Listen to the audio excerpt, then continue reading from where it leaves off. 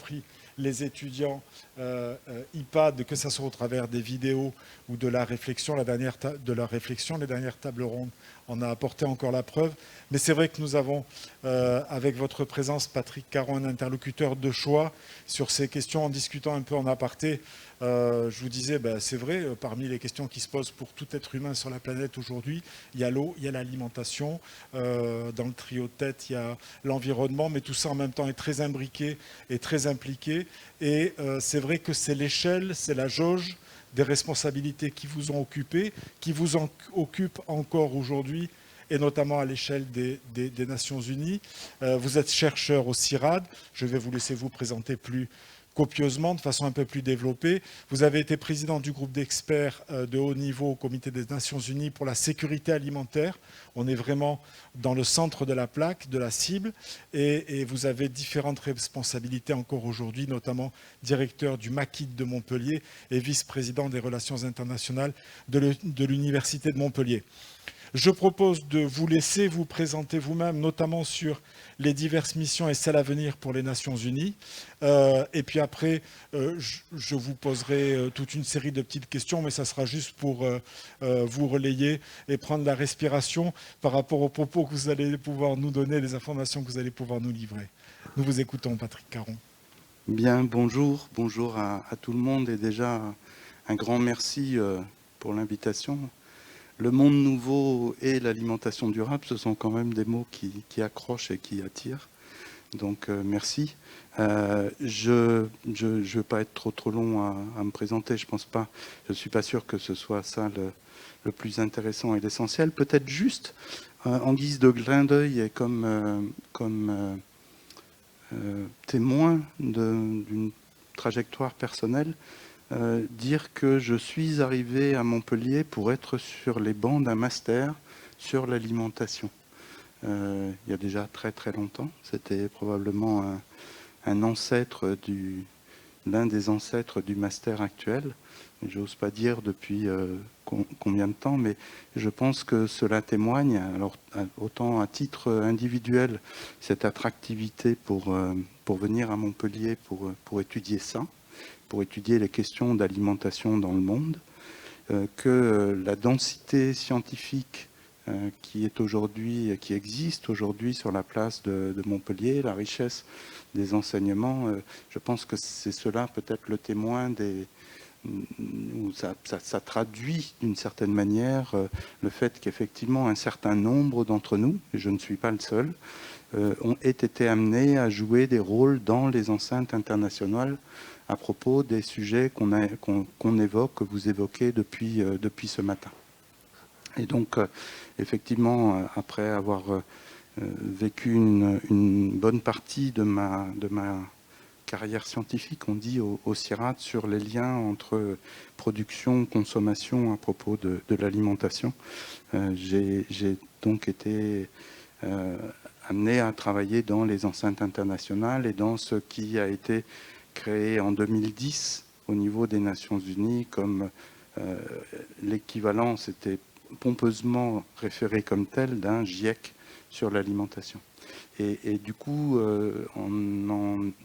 en y ayant participé de 2015 à 2019, et en particulier sur des thèmes comme ceux des systèmes alimentaires et de leur transformation pour le développement durable, je suis du coup impliqué aujourd'hui dans la mise en place du sommet sur les systèmes alimentaires qui devrait avoir lieu en septembre 2021 à New York, en marge de l'Assemblée générale des Nations Unies. Merci pour cette présentation. Alors à propos de ce sommet, on a vraiment envie de vous demander quelles sont, la question est immense, mais quelles sont les tendances qui se profilent, quelles sont les alertes au-delà de la crise sanitaire ou justement concomitamment à la crise Covid, quels sont les dossiers principaux qui vont occuper ce comité des Nations Unies sur l'alimentation. Qu'est-ce que vous pouvez nous dire du contenu? On ne cherche pas à vous tirer les verres du nez pour déflorer des contenus qui seraient sous embargo, mais pour autant, quelles sont aujourd'hui les principales préoccupations des Nations Unies en termes d'alimentation? Alors, déjà, un sommet sur l'alimentation au niveau des Nations Unies, il y en a eu plusieurs. Mais c'est la première fois qu'il y a un sommet sur les systèmes alimentaires. Et donc cette petite nuance et cette petite connotation, elle est vraiment importante et elle traduit une transformation profonde qui est qu'au XXe siècle, on s'intéressait essentiellement, et on avait mis tout l'accent là-dessus, en plein boom démographique, sur l'augmentation de la production et de la productivité. Et tout ce qui était bon pour l'augmentation de la production était censé et réputé être bon pour la sécurité alimentaire, dans un monde où le spectre de la guerre et de la famine hantait absolument tout le monde. Le fait de dire on s'intéresse à partir de maintenant sur les systèmes alimentaires, au système alimentaire, c'est quand même quelque chose de profondément nouveau, dit sous cette forme, même si la première définition de système alimentaire qu'on connaisse et qui a été évoquée tout à l'heure, c'est celle donnée par Malassi en 1994, aussi simplement que la manière dont les humains s'organisent pour produire et accéder et consommer l'alimentation. Donc c'est une définition très très simple. Il n'empêche qu'on était resté jusqu'à il y a peu de temps sur cette pensée centrée essentiellement sur les questions d'approvisionnement. Et s'intéresser au système alimentaire, c'est un double changement extrêmement profond, qui est d'une part le fait qu'on ne peut pas uniquement traiter des questions d'approvisionnement de manière distincte, qu'il faut le faire en lien avec la manière dont on consomme, la manière dont on échange, la manière dont on accède à l'alimentation, et que c'est cet ensemble-là qu'il faut étudier et surtout transformer et gouverner. Et puis la seconde, c'est que, et là aussi c'est nouveau, et je pense que la plus jeune génération y a fortement contribué, c'est le fait de dire l'alimentation, ce n'est pas uniquement le fait de s'alimenter. C'est aussi un acte politique qui embarque avec lui des questions environnementales, des questions sociales, qui a des répercussions, des tenants et des aboutissants de tous ordres, et que l'on peut référer à l'ensemble des objectifs du développement durable, y compris la stabilité politique, que ce soit au niveau d'un territoire ou au niveau d'un pays. Donc ce sommet, c'est quand même une innovation. Il a été voulu avant Covid, par le secrétaire général des Nations Unies, comme probablement une manière de repositionner les questions agricoles et alimentaires sur l'échiquier mondial avec cette hypothèse-là, de dire nous ne traitons pas uniquement de la question de la production, nous ne traitons pas uniquement de la question de l'agriculture, mais nous en traitons dans un cadre qui est celui de repenser le monde, de refaire le monde, de regarder les enjeux du développement durable en utilisant l'alimentation comme un levier d'action. Derrière, c'est aussi une hypothèse forte. Je risque de provoquer ou de choquer un petit peu, mais il se trouve qu'on n'a jamais aussi bien mangé qu'aujourd'hui dans l'histoire de l'humanité. C'est peut-être à contre-courant de beaucoup de choses qu'on peut dire ou qu'on peut véhiculer, mais la démonstration est assez simple à faire. Quand vous regardez des indicateurs aussi simples que l'espérance de vie, que le pourcentage de personnes qui souffrent de sous-nutrition, quand vous regardez la part du budget des ménages qui est consacré à l'alimentation, on peut en tirer cette conclusion. Ce n'est pas vrai pour tout le monde. Et il y a un nombre important de personnes qui souffrent de différentes formes de malnutrition. Et en outre, comme je l'ai dit juste avant, l'alimentation embarque des questions environnementales, sociales et politiques qui la dépassent largement. Mais dans le même temps, et c'est un vrai paradoxe, on n'a jamais aussi mal mangé qu'aujourd'hui. Donc on n'a jamais aussi bien mangé qu'aujourd'hui, on n'a jamais aussi mal mangé qu'aujourd'hui, pour tout un tas de raisons qui tiennent à la manière dont on consomme, qui tiennent justement à cette pression et aux effets induits sur l'environnement, sur les dynamiques sociales.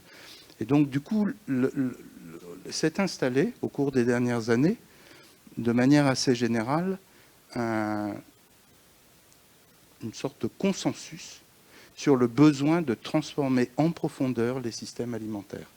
Et ce sommet, il vise donc à travailler ce consensus-là, d'une certaine manière, et à explorer les voies de ce changement, à explorer surtout la gouvernance et les gouvernances à mettre en place pour qu'en chaque lieu de la planète ou au niveau mondial, on puisse s'équiper et accompagner, stimuler, inciter cette transformation des systèmes alimentaires et du coup leurs impacts sur l'ensemble du développement durable. D'où un sommet non pas sur l'alimentation, mais sur les systèmes alimentaires. Désormais, c'est clair. Qui participera à ce sommet un représentant ou 5 par nation, où il y a un phénomène de pondération en fonction d'autres critères, de nations productrices d'alimentation agricole, selon quels critères? Quel sera le casting? Alors, le sommet est voulu par le secrétaire général des Nations Unies, c'est lui qui l'a convoqué, et a bien sûr passé commande aux agences des Nations Unies et aux différentes agences qui sont impliquées, alors pas uniquement dans le cadre de l'agriculture et de l'alimentation, il y a 3 agences à Rome qui sont impliquées dans ce cadre-là, hein, la FAO, le PAM, le Programme alimentaire mondial, et le FIDA, le Fonds international de développement agricole. La FAO, c'est l'Organisation mondiale pour l'agriculture et l'alimentation, mais il y a aussi d'autres agences des Nations Unies qui sont directement en lien avec ces questions-là. On peut penser à l'Organisation mondiale de la santé, par exemple, qui est à Genève, ou à l'UNESCO, qui est à Paris.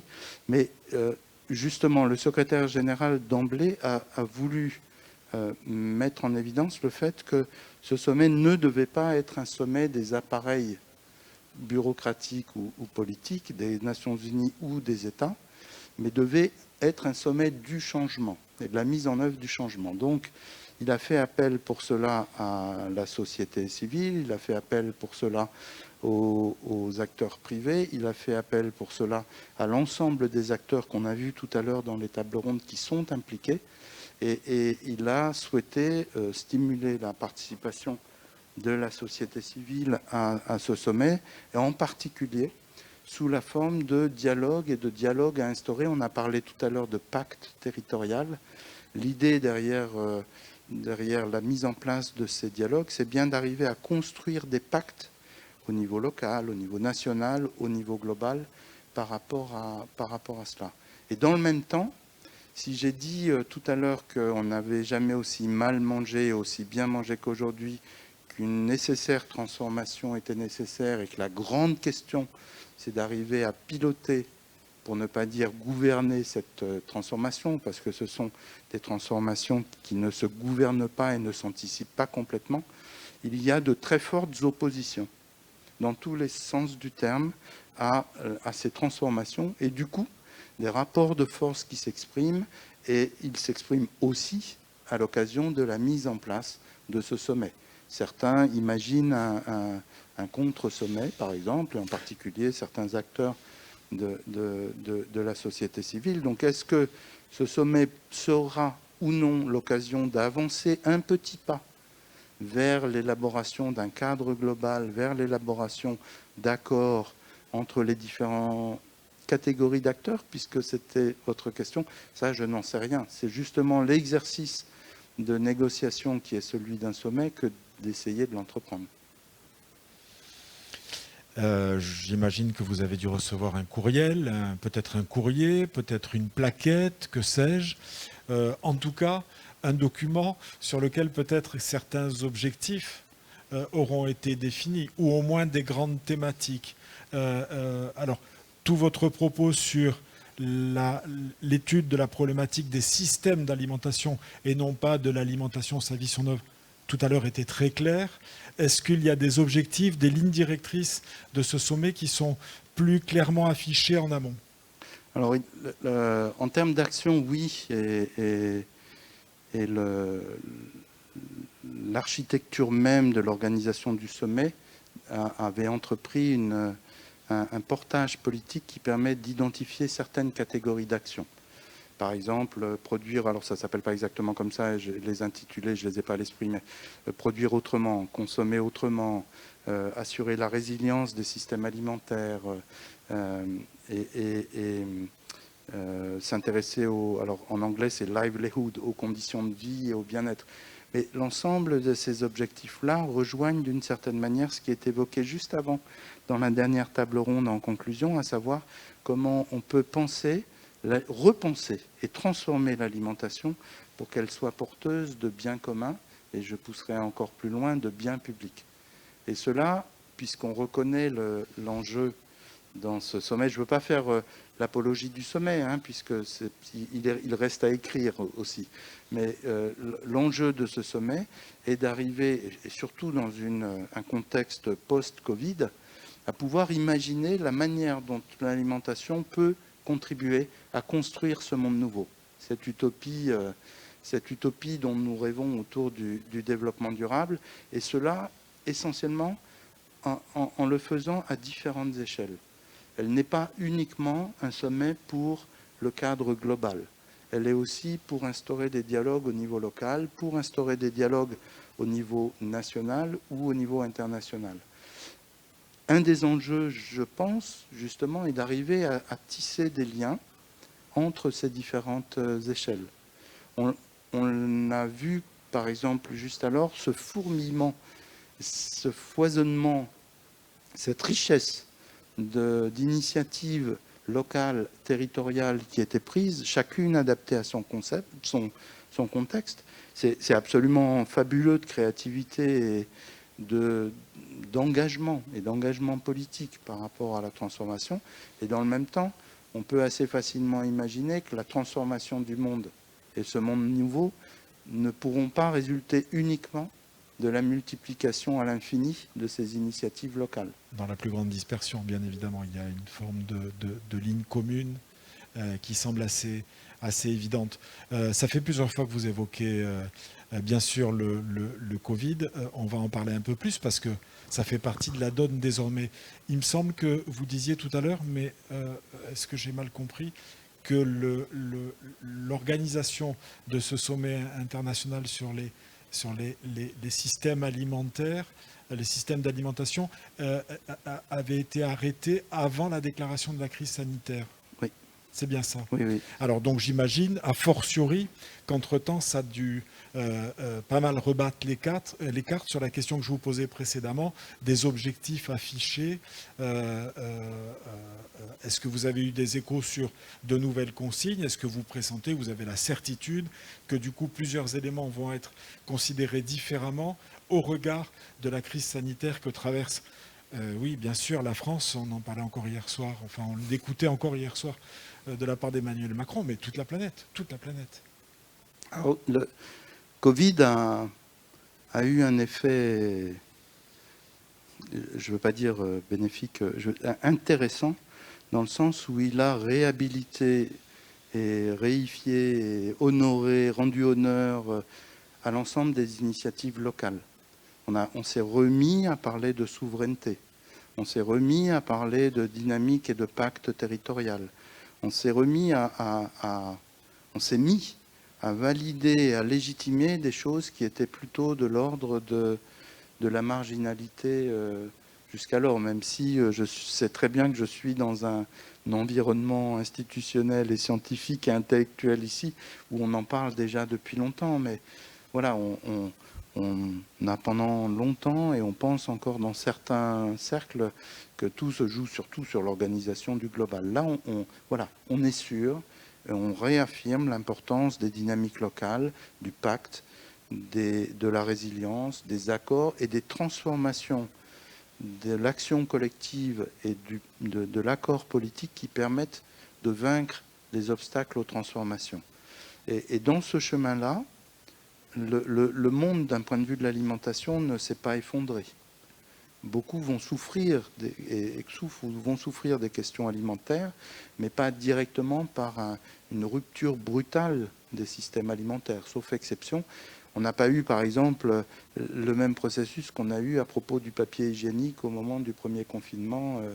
On n'a pas vu les gens se ruer sur des marchandises qui devenaient rares, dans la plupart des cas. Et du coup, par contre, ce retour sur le local et cette réhabilitation du local, ou cette glorification vraiment très intéressante du local, elle repose les questions de l'organisation à d'autres échelles. puisque le local ne suffira pas. L'organisation du commerce au niveau international, les politiques agricoles, les politiques foncières, les politiques d'information et d'étiquetage, tout ça, ce sont des facteurs qui vont être essentiels pour élaborer ou construire un nouveau régime de transformation pour ce monde nouveau. Et cela peut bien sûr s'alimenter des initiatives locales, s'enrichir des initiatives locales, construire sur les initiatives locales. Mais il faut aussi autre chose. Et cette réinvention de la souveraineté dans ce cadre-là, à différents niveaux d'organisation, en jouant sur des pactes politiques à tous ces niveaux, il est peut-être, je l'espère en tout cas, précurseur d'une réinvention de ce monde nouveau qui n'oppose pas tout ce qui serait local et petit, synonyme de durable, à tout ce qui serait grand et macro, à synonyme de diabolique. Et parce qu'on a besoin de reconstruire et de retisser ces différents liens. Justement, à propos de ces questions d'échelle qui sont importantes quand on évoque ce type de rendez-vous, est-ce que vous pensez qu'un sommet de ce type peut avoir des répercussions au niveau des territoires, après régional, départemental, local, que sais-je, national, enfin, est-ce que, au concret, pour notre quotidien, sur le court moyen terme, un sommet tel que celui-ci peut déboucher sur des décisions ou des intentions en tout cas transmises à des États-nations qui relaient les messages de bonne pratique ou de décisions globales prises. Est-ce que ça relève de l'utopie ou on n'a jamais été aussi près de la fin Alors, oui, ça relève de l'utopie, mais pas l'utopie au sens du rêve. L'utopie au sens de la construction d'un monde nouveau. L'utopie qu'il nous appartient de mettre en place et pas uniquement de fantasmer. Et du coup, pour prolonger ce que je disais, les expériences locales sont probablement au niveau des municipalités ou des métropoles que se jouent les choses les plus dynamiques aujourd'hui. Qu'on observe des dynamiques extrêmement fortes de transformation, de coordination, de regard du futur et de construction de ces accords collectifs. Comment ces initiatives-là peuvent alimenter l'élaboration de politiques publiques à d'autres échelles ou l'élaboration de cadres d'action au niveau international.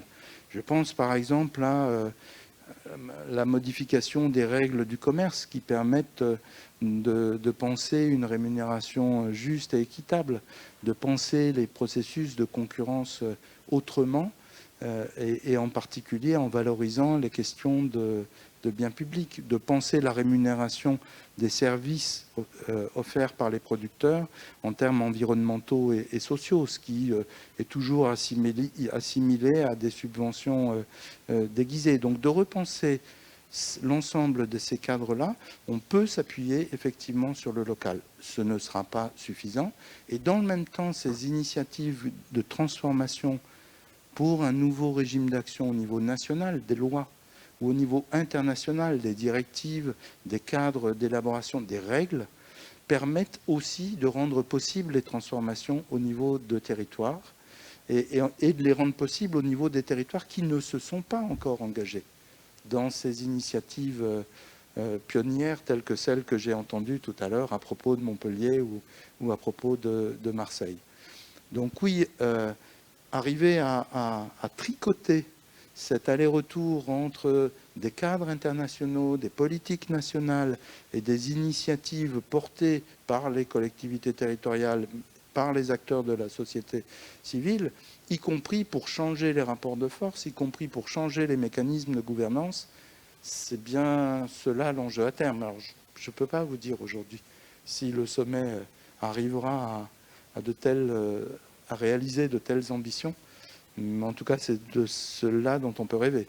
Et c'est de cela dont on peut rêver si on pense monde nouveau et alimentation durable. Oui, effectivement. Alors, pour finir, une dernière question. en forme de boutade, vous pensez qu'il va avoir lieu? Je vous demande pas si ça sera en présentiel ou en visio, mais déjà, est-ce que vous estimez, vous pensez que la situation va plutôt conduire à différer pour mieux traiter avec un background de data, d'informations qui soit plus fourni et qui permettent d'étayer des décisions plus pérennes, en tout cas sur le moyen terme, ou est-ce que ça vaut le coup déjà de se voir et d'ouvrir les dossiers? Indépendamment du fait, c'est pas une pirouette, mais indépendamment du fait qu'il ait lieu ou qu'il n'ait pas lieu, ce qui est important déjà au niveau international, c'est la mise à l'agenda. Et c'est ça qui est important. C'est-à-dire dans tous les pays du monde, en ce moment, on est en train d'en parler. On est pour, on est contre, on élabore des positions, on s'y prépare. De toute façon, j'ai pas complètement répondu à votre question au préalable. Est-ce que ça aura un impact immédiat pour les territoires? Peut-être pas immédiat. On est sur des processus de transformation qui sont quand même longs et profonds, dans lesquels les transformations rapides voulues, comme ce qu'on a entendu tout à l'heure par les collectivités territoriales, jouent un rôle d'aiguillon absolument essentiel. Mais là, on est donc sur des pas de temps relativement longs, où on avance à la fois par des choses comme celle-là, y compris ce qui se passe dans les arrière-coulisses, derrière les rideaux, et qui n'est pas forcément visible, et puis ce que tout d'un coup va se concrétiser par un accord. L'accord de Paris, pour ne donner qu'un exemple, et indépendamment du fait que l'on peut mettre en débat la manière dont il change le monde, il est quand même le résultat d'un groupe d'experts qui s'est mis en place en 1988.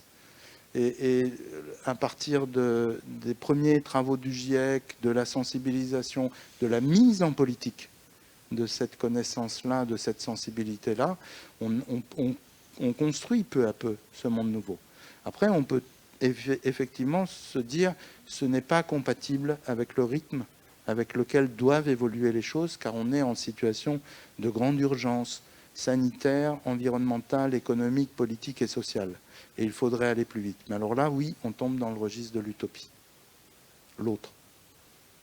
Merci pour ces éléments, Patrick Caron, c'est extrêmement intéressant. En vous écoutant, donc vous avez parlé de New York, redites-nous la date, s'il vous plaît. C'est en septembre, en marge de l'Assemblée générale, la troisième semaine de septembre 2021. Je vous tends un tout petit piège, parce que du coup, je suis en train de me dire que si c'est effectivement, comme ça m'avait semblé l'entendre, en septembre prochain à New York, ça veut dire que le prochain rendez-vous sur le forum Le Monde Nouveau, qui devrait avoir lieu du 1er au 3 octobre prochain à Montpellier, peut-être que vous pourriez éventuellement, le cas échéant, venir nous en donner quelques nouvelles. Et au-delà de ce que là ça aura produit ou pas, peut-être un regard sur la manière dont s'expriment les rapports de force entre les différentes catégories d'acteurs. Et puis les mentalités, les tournures, les tonalités, les investissements sur un dossier, il fallait le faire parce qu'on a eu de la pression, où vraiment on a décidé maintenant, en ayant conscience de ces derniers éléments que vous évoquiez, qui nourrit pas vraiment l'espérance, mais en même temps allons-y, de se dire au rythme où vont les choses à cette échelle de la planète, il sera peut-être déjà trop tard. Mais allons-y tout de même. Vous nous donnerez des retours au moins sur l'ambiance à chaud et peut-être davantage. Nous prenons rendez-vous si vous le voulez bien. Patrick Caron, merci à vous. Nous allons appeler maintenant, pour clôturer cette journée, nous allons appeler à cette tribune nos hôtes. Je regagne pour ma part le pupitre. Et on fait une petite coupure technique de quelques secondes et on se retrouve ici pour clôturer cette journée avec Supagro qui nous a accueillis d'ici quelques secondes. À tout de suite.